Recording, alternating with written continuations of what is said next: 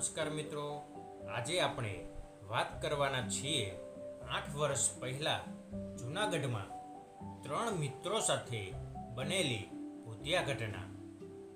શરૂ કરતા પહેલા તમે મારી યુટ્યુબ ચેનલમાં નવા છો તો લાઈક, શેર અને સબસ્ક્રાઈબ કરવાનું ના ભૂલતા.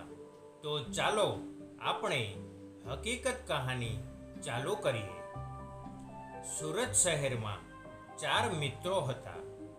તેમનું નામ હતું અજય, વૈભવ, લાલુ અને ચિરેન. તે ચિરેન હું પોતે જ છું. દિવાળીના દિવસો હતા અને અમે 4 મિત્રોએ દિવાળી પર ફરવા જવાનું નક્કી કર્યું. એમાં એક મિત્રએ ના પાડી, મારે ફરવા નથી આવવું, તમે જાઓ. અમે તેને મનાવવાની બહુ કોશિશ કરી પણ તે મિત્ર ન આવ્યો. અમે 3 મિત્રએ જૂનાગઢ ફરવા જવાનું ફાઇનલ કરી નાખ્યું અને ડબલના સોફામાં 3 મિત્રો સાથે ગયા અને મોજ મસ્તી, ગીત ગાતા ગાતા ક્યારે નીંદર આવી ગઈ ખબર જ ન પડી. અને જૂનાગઢ આવ્યું એટલે બસવાળાએ બૂમ પાડી, જૂનાગઢ જૂનાગઢ. પણ અમારી સારી નીંદર આવી ગઈ, ખબર જ ન પડી ક્યારે જૂનાગઢ જતું રહ્યું. અને અજયની આંખ ઉઘડી અને બસવાળાને પૂછવા ગયો, ભાઈ જૂનાગઢ આવ્યું કે નહીં? એટલે બસવાળાએ કહ્યું, હું ક્યારનો બૂમ પાડતો હતો, જૂનાગઢવાળા આવી જાઓ, જૂનાગઢ આવી ગયું છે. અમે સૂઈ ગયા હતા, અમને ખબર જ ન પડી ક્યારે જૂનાગઢ આવી ગયું. અજયે બસવાળાને કહ્યું, ભાઈ અમને આટલે ઉતારી દો. એટલે બસવાળાએ કહ્યું, હું તમને આગળ ઉતારી દઈશ જ્યાં વાહન ચાલતા હોય.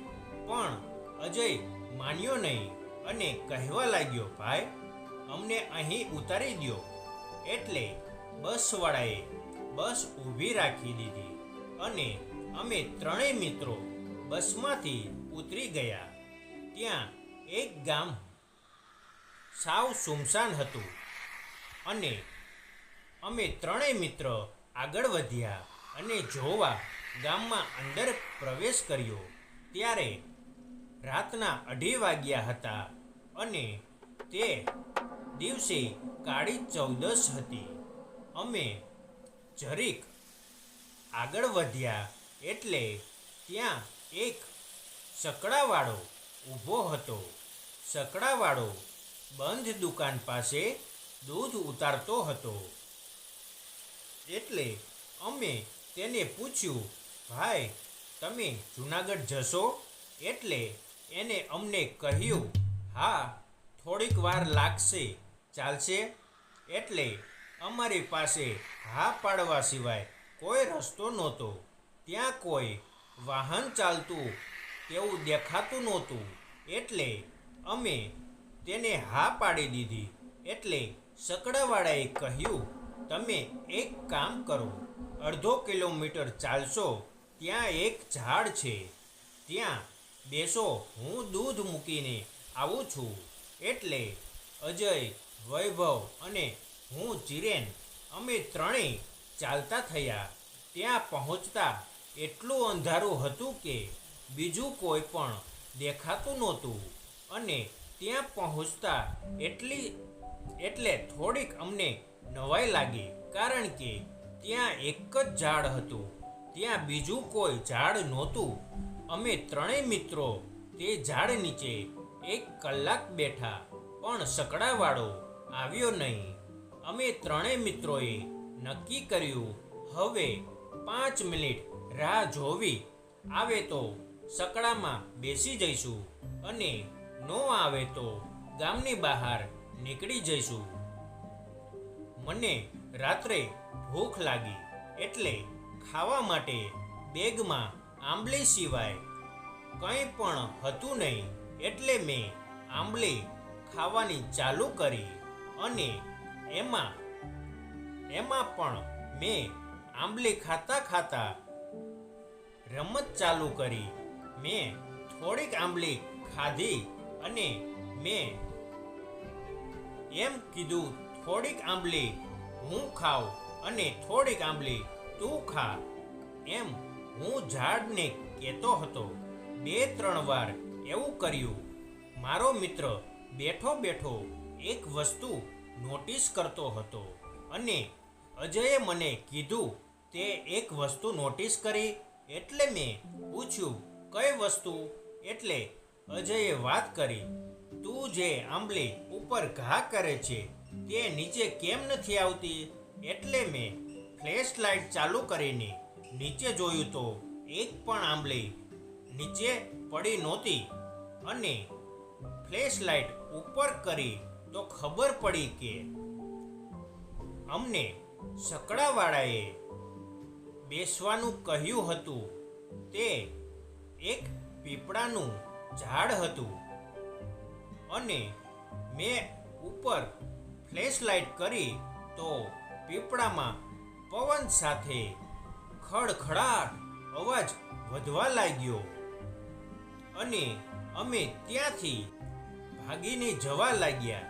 ત્યાં જ સકડાવાળાનો અવાજ આવ્યો અને સકડાવાળો જે રસ્તેથી આવતો હતો અને બીજી બાજુ વળી ગયો. એટલે અમે દોડીને તેની પાછળ ગયા. ત્યાં અમે જોયું તો ખબર પડી કે જ્યાં સકડાવાળો વળ્યો ત્યાં કોઈ રસ્તો નહોતો, ત્યાં એક દિવાલ હતી. તો સકડાવાળો ગયો ક્યાં? અને અમે થોડીક હિંમત કરીને આગળ જોવા ગયા. જ્યાં પેલા સકડાવાળો ઊભો હતો પણ તે સકડો ધૂળવાળો ત્યાં જ પડ્યો હતો અને તે સકડા પાસે કોઈ હતું નહીં. અને અમે ત્રણેય મિત્રો ત્યાંથી મુઠ્ઠી વાળીને એવા ભાગ્યા જ્યાં સુધી અમને બહાર જવાનો રસ્તો ન દેખાણો. અને અમે જેવા રસ્તા પાસે પહોંચ્યા ત્યાં એક રોડ પરથી લાઇટ વગરનો સકડાવાળો આવતો હતો. અમે સકડાવાળાને પૂછ્યું, જૂનાગઢ જવું છે? એટલે એમણે હા પાડી. અમે પાછું વળીને પણ ન જોયું અને અમે સકડામાં બેસી ગયા. નમસ્કાર મિત્રો, આ અમારી સાથે બનેલી હકીકત ભૂતિયા ઘટના હતી. એટલે મિત્રો, તમે પણ મુસાફરી કરતા હોય ત્યારે અજાણી જગ્યાએ ઉતરશો નહીં. અમારી સાથે આવું બન્યું છે કે તે તમારી સાથે ન બને તેના માટે મેં મારા દિલમાં રહેલી વાત તમને કરી છે. આવી જ નવી નવી કહાની સાંભળવા માટે ચેનલને લાઈક, શેર અને સબસ્ક્રાઈબ કરવાનું ભૂલતા નહીં, જેથી કરીને અમારી નવી કહાની તમને જલ્દી મળી જાય. જય માતાજી. તમારો ખૂબ ખૂબ આભાર.